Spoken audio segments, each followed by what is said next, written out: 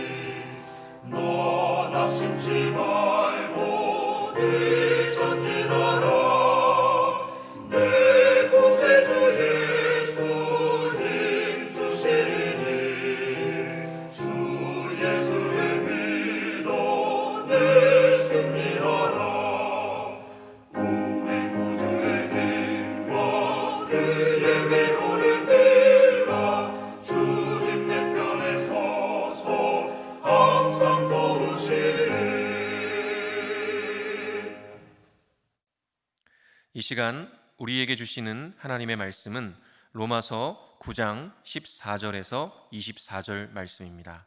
로마서 9장 14절에서 24절 말씀 제가 봉독하겠습니다.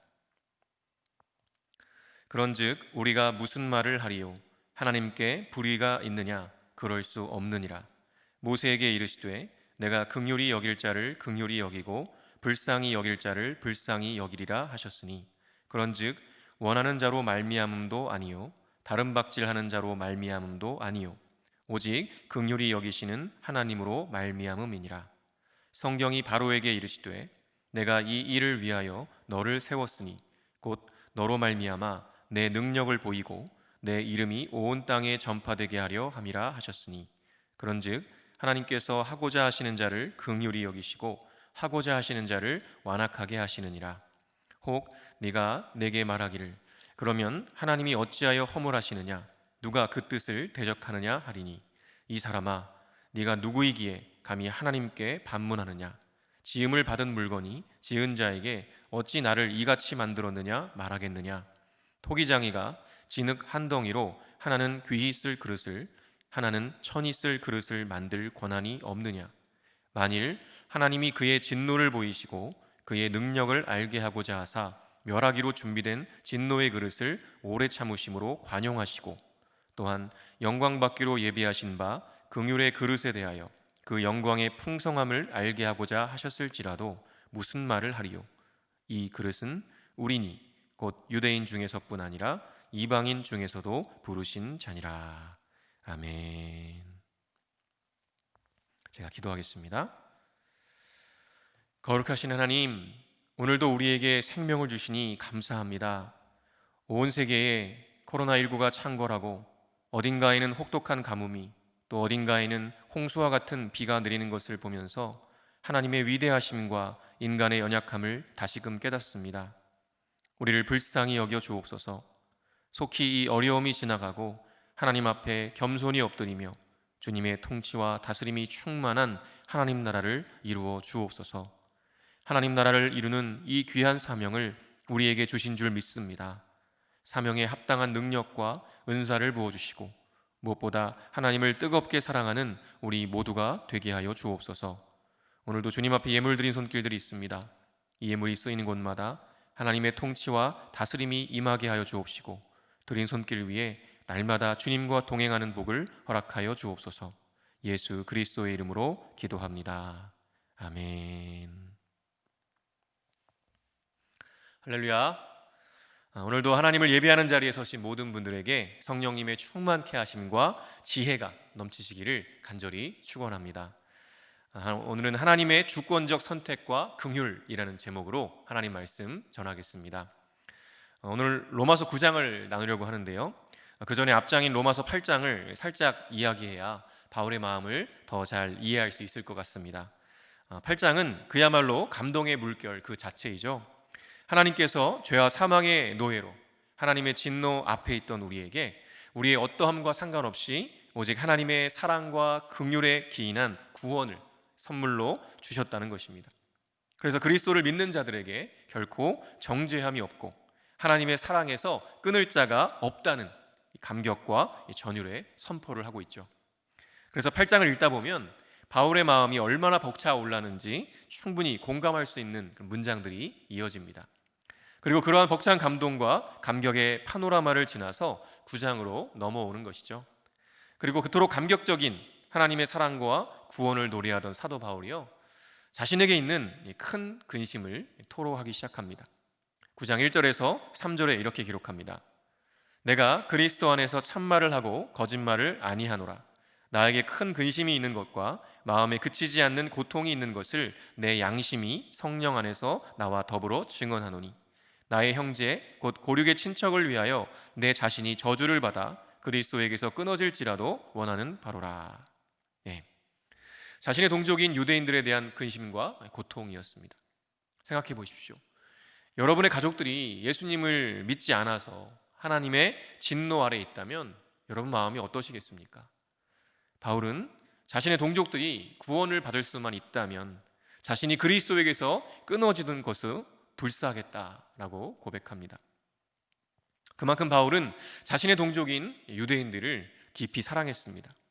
그런데요, 그렇게 사랑하는 동족 이스라엘이 놀라운 특권들을 받았음에도 대다수가 예수님을 믿지 않았습니다. 이방인의 사도가 되어서 수없이 많은 사람들을 주님께로 돌아오게 한 바울에게 있어서 그 문제가 늘 그의 가슴 한편을 찔렀던 것이죠. 그토록 놀라운 하나님의 사랑을 찬양하면서도 마음 한편으로는 늘 유대인들에 대한 근심과 고통으로 아팠던 것입니다. 엄청난 특권을 가진 유대인들이 오히려 하나님의 구원에서 가장 멀리 떨어져 있다니요. 그런데요, 사람들은 이 사도 바울이 전하는 복음을 들으면서 오히려 의문을 갖습니다. 야, 바울이 전한 복음대로라면 오히려 하나님의 양자됨, 영광, 언약들, 율법, 예배와 약속들, 심지어는 메시아가 그들의 혈통이라는 특권을 가진 유대인들은 거의 구원받지 못한 거 아니야. 그렇게 되면 하나님은 자기 백성들을 구원하시겠다고 약속해 놓고도 안 지키시는 분이네. 예. 누가 봐도 바울 당시의 유대인들은 거의 복음을 받아들이지 않았습니다. 그러니 하나님의 언약을 받은 유대인들의 대다수가 구원을 받지 못했다면 하나님의 약속은 실패한 것 아닌가라는 의문이 생기는 것이죠. 사람들이 이런 의문을 가질 것에 대해서 염두에 두고 있던 바울은 6절 말씀에서 하나님의 말씀은 폐하여진 것이 아니다라고 대답합니다. 즉 하나님은 약속을 지키셨다라는 선언이었습니다. 바울은 로마서 전반부에서도 그렇지만 지속적으로 두 이스라엘을 말하죠. 하나는 육적인 이스라엘이고 다른 하나는 영적인 이스라엘입니다. 이스라엘에게서 난 자가 다 이스라엘이 아니라 약속의 자녀가 하나님의 씨라고 말하는 것이죠. 즉 혈통이 아니라 하나님의 주권적 선택에 의해 언약이 이어진다는 것입니다. 그러면서 두 가지 증거를 내미는데요. 하나는 이삭과 이스마엘입니다. 둘 다 아브라함의 자손이지만 하나님은 이스마엘이 아니라 이삭을 약속의 자손으로 택하셨다는 것입니다. 그런데 이런 시기면 이삭은 본처인 사라에게서, 이스마엘은 여종인 하갈에게서 태어난 것이니 이 본처의 자식인 이삭을 통해 언약이 이어지는 것이 당연한 거고, 역시 혈통으로 이어지는 거네 라고 할 수 있겠죠. 그래서 바울은 한 가지 더 증거를 제시합니다. 바로 이삭의 아들인 야곱과 에서입니다. 야곱과 에서는 엄마가 같습니다. 게다가 쌍둥이여서요, 잉태된 순간도 같죠. 그럼에도 불구하고 하나님은 이들이 태어나기도 전에 큰 자가 작은 자를 섬길 것이라고 말씀하셨습니다. 심지어 말라기 선지자는 하나님께서 내가 야곱은 사랑하고 에서는 미워하였다 하셨다고 기록했습니다. 즉 야곱과 에서는요, 모두 혈통으로 아브라함의 자손일 뿐만 아니라 언약의 자손인 이삭의 아들이었습니다. 그럼에도 하나님은 그들이 태어나기도 전에 야곱을 택하신 것이죠. 바울은 11절에서 그들의 어떠함이나 행위 때문이 아니라 택하심을 따른 하나님의 뜻이 서게 하려고 그렇게 하셨다고 말합니다.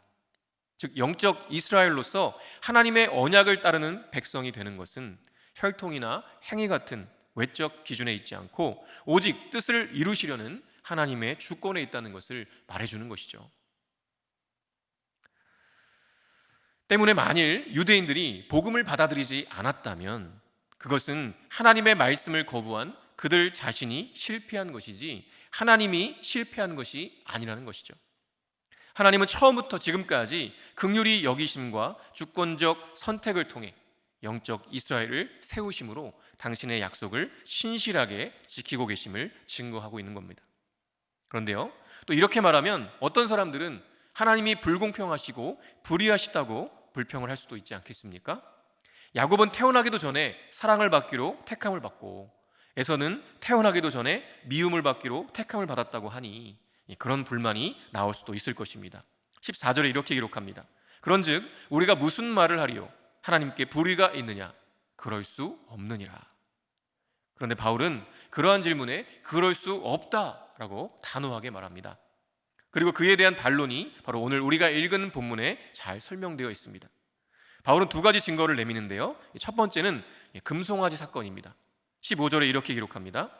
모세에게 이르시되 내가 긍휼히 여길 자를 긍휼히 여기고 불쌍히 여길 자를 불쌍히 여기리라 하셨으니, 이 말씀은 모세가 시내산에 올라가서 십계명을 받는 사이에 이 산 밑에 있던 백성들이 금송아지를 만들었던 사건을 배경으로 하고 있습니다.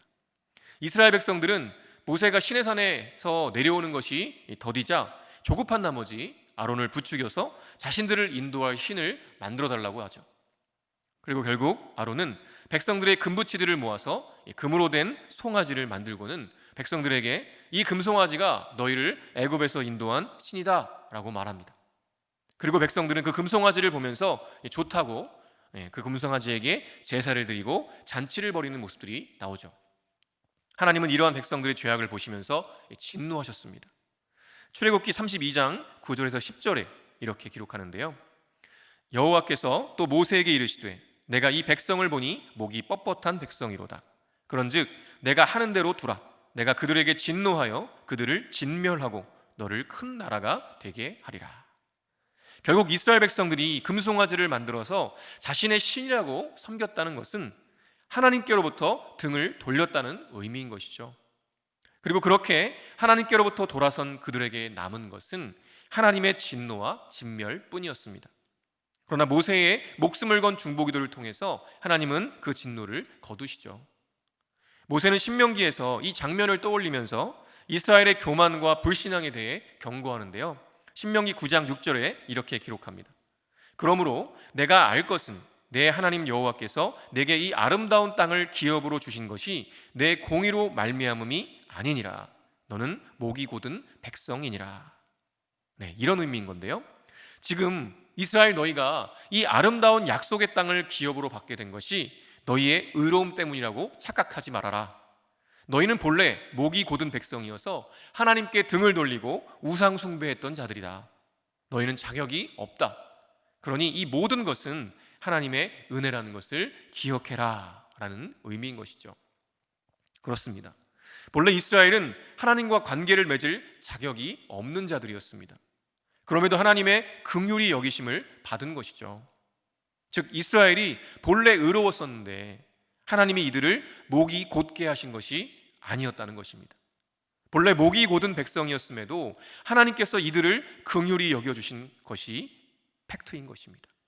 16절에 이렇게 기록하죠. 그런즉 원하는 자로 말미암음도 아니요 다른 박질하는 자로 말미암음도 아니요 오직 긍휼히 여기시는 하나님으로 말미암음이니라. 그렇습니다.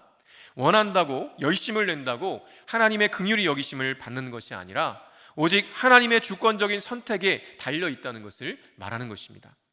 그러면서 한 가지 증거를 더 내미는데요, 바로에 대한 내용입니다. 17절에 이렇게 기록합니다.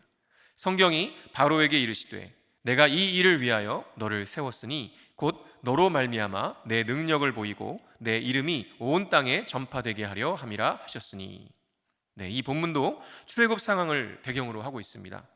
하나님께서 애굽에게 내리신 10가지 재앙이 임하는 중에도요, 바로가 그 마음을 돌이키지 않는 상황인 것이죠. 그래서 결국 10가지 재앙이 모두 내리게 됩니다. 그런데 하나님께서는요, 이 장면에서 내가 너 바로를 이 일을 위하여 세웠다. 너로 말미암아 내 능력을 보이고 내 이름이 온 땅에 전파되게 하려 함이다 라고 말씀하시죠.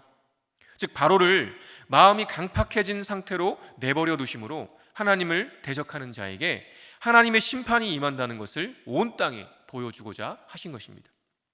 그렇게 해서 하나님의 영광이 드러나게 하신 것이죠. 그런데요, 여기서 중요한 것은 하나님이 원래 마음이 선하고 착한 바로를 일부러 강팍하게 하신 것이 아니라는 사실이죠. 당시 초강대국 애굽의 왕인 바로는요, 본래 하나님을 인정하지도 않고 자기가 신이라고 여기는 자였습니다. 그래서 그렇게 강팍한 바로를 그냥 내버려 두신 것입니다. 그 결과 재앙이 길어졌고요, 길어지면 길어질수록 하나님의 능력과 영광은 더욱 크고 확실하게 드러나게 되었던 것이죠. 따라서 하나님께서 바로를 완악하게 하신 것은 불의하신 것이 아닙니다. 그리고 바울은 18절에서 이렇게 결론을 내죠. 그런즉 하나님께서 하고자 하시는 자를 긍휼히 여기시고 하고자 하시는 자를 완악하게 하시느니라. 여러분 생각해 보십시오. 하나님께서 받을 자격 없는 자를 긍휼히 여기셨다고 불의하신 건가요? 아니죠. 오히려 감사한 일인 것이죠. 그러면 본래 완악한 자를 완악한 그대로 내버려 두셨다고 불의하신 건가요? 그것도 역시 아닙니다. 하나님은 그럴 의무가 없으십니다. 마찬가지로 우리 모두는 하나님의 진노 아래 있던 자들이었습니다. 그렇게 우리에게는 긍휼히 여김받을 그 어떤 자격도 없었던 것이죠. 그럼에도 우리 하나님은 긍휼히 여겨주셨습니다. 이 사실을 생각할 때 우리에게 하나님을 불의하시다고 말할 자격이 있을까요? 당연히 없죠. 그럼에도 또 이런 반문을 하는 사람들이 있을 수 있을 것입니다. 19절에 이렇게 기록하죠. 혹 내가 네게 말하기를 그러면 하나님이 어찌하여 허물하시느냐 누가 그 뜻을 대적하느냐 하리니. 하나님이 바로를 완악하게 하신다면 바로는 완악해질 수밖에 없을 텐데 바로가 완악해졌다고 바로에게 책임을 묻는 건 좀 심한 거 아닌가요?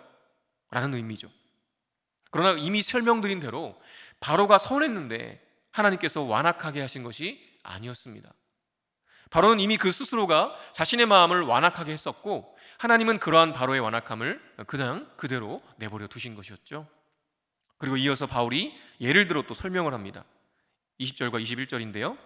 이 사람아 내가 누구이기에 감히 하나님께 반문하느냐 지음을 받은 물건이 지은 자에게 어찌 나를 이같이 만들었느냐 말하겠느냐. 토기장이가 진흙 한 덩이로 하나는 귀히 쓸 그릇을 하나는 천이 쓸 그릇을 만들 권한이 없느냐. 이 말씀에 보면 세 가지 관계가 나오는데요. 하나님과 우리, 또 지은 자와 지음을 받은 물건, 토기장이와 진흙덩이입니다. 자, 여러분 생각해 보십시오. 창조주이시며 구원자이신 하나님께 우리가 감히 반문하는 것이 적절한가요? 또 작품이 작가에게 왜 나를 이런 식으로 만들었냐고, 또 같은 진흙덩이로 용도가 다른 그릇을 만드는 토기장이의 권리에 대해 토기가 도전하는 것이 적절한가요? 적절하지 않습니다. 사실 그럴 자격이 없죠. 그것은 온전히 하나님의 권리입니다. 그래서 바울은 이러한 논리를 정리하면서 22절에서 24절에 이렇게 기록합니다. 만일 하나님이 그의 진노를 보이시고 그의 능력을 알게 하고자 하사 멸하기로 준비된 진노의 그릇을 오래 참으심으로 관용하시고 또한 영광 받기로 예비하신 바 긍휼의 그릇에 대하여 그 영광의 풍성함을 알게 하고자 하셨을지라도 무슨 말을 하리요? 이 그릇은 우리니 곧 유대인 중에서뿐 아니라 이방인 중에서도 부르신 자니라. 멸하기로 준비된 진노의 그릇은 분명 바로와 같은 이들을 가리킵니다. 그런데 하나님은 바로를 곧바로 멸망시키지 않으시고 10가지 재앙이 끝날 때까지 오래 참으시는 관용을 베푸셨습니다. 왜 그렇게 하셨나요? 바로를 오래 참으심으로 이스라엘의 원수를 이기고 자신의 백성을 구원하시는 하나님의 능력을 나타내고자 하셨기 때문이었습니다. 또 긍휼의 그릇에 대해서는 어떤가요? 긍휼의 그릇은 유대인 중에서뿐 아니라 이방인 중에서도 부르신 자들을 가리킵니다. 즉 예수 그리스도를 믿어 구원에 이른 하나님의 백성들, 영적 이스라엘을 의미하죠. 이스라엘이나 이방인들이나 구원받을 자격이 없음은 매한가지입니다. 그럼에도 이들을 긍휼히 여기신 것은 하나님의 영광의 풍성함을 나타내고자 하셨기 때문인 것이죠. 그래서 바울은 이런 증거들을 말하면서 하나님의 약속은 여전히 지켜지고 있고 또한 누군가가 생각하는 것처럼 하나님이 불의하신 분이 아니라고 강조하고 있는 것입니다. 바울이 로마서 9장에서 강조하고 있는 것은 분명합니다. 바울은 동족 이스라엘의 대부분이 복음을 받아들이지 않아서 구원에서 멀어져 있다는 사실 때문에 고통스러워합니다. 그러나 그렇다고 해서 하나님의 약속이 실패했다고 생각하는 것은 오해라는 것이죠. 왜냐하면 언약 백성이 되는 기준은 혈통이나 행위와 같은 외적 기준이 아니기 때문입니다. 하나님께서 에서가 아니라 야곱을 택하신 것처럼 하나님의 주권적 선택과 긍휼히 여기심을 통해 하나님의 영적 이스라엘이 세워져 왔기 때문입니다. 저와 여러분은 유대인들처럼 많은 특권을 가지고 있지 않습니다. 오히려 외인이었습니다. 그러나 그런 외적 조건적과 관계없이 하나님의 주권적인 택하심과 긍휼하심으로 인해 영적 이스라엘이 되는 은혜를 받아 누리고 있습니다. 얼마나 감사한 일인가요? 그런데요, 때때로 살아가다 보면 나도 모르게 이스라엘처럼 목이 곧은 백성이 되려 할 때가 있습니다. 내가 잘해서, 내가 받을 만해서 받았고 또 받아야 한다고 착각을 합니다. 그때가 가장 큰 위기임을 기억하시기 바랍니다. 하나님은 목이 곧은 백성을 미워하십니다. 그럼에도 오래 참으시며 돌이켜 회개할 기회를 주시는 주님의 긍휼하심이 얼마나 큰 위로가 되는지 모릅니다. 오늘을 살아가실 때도 반드시 이 진리를 기억하시고 늘 겸손하게 하나님 앞에 엎드리며 살아가시는 은혜가 있으시기를 간절히 축원합니다. 주기도문으로 예배를 마치겠습니다. 하늘에 계신 우리 아버지여, 이름이 거룩히 여김을 받으시오며 나라가 임하시오며 뜻이 하늘에서 이루어진 것 같이 땅에서도 이루어지이다. 오늘 우리에게 일용할 양식을 주시옵고 우리가 우리에게 죄 지은 자를 사하여 준 것 같이 우리 죄를 사하여 주시옵고 우리를 시험에 들게 하지 마시옵고 다만 악에서 구하시옵소서. 나라와 권세와 영광이 아버지께 영원히 있사옵나이다. 아멘.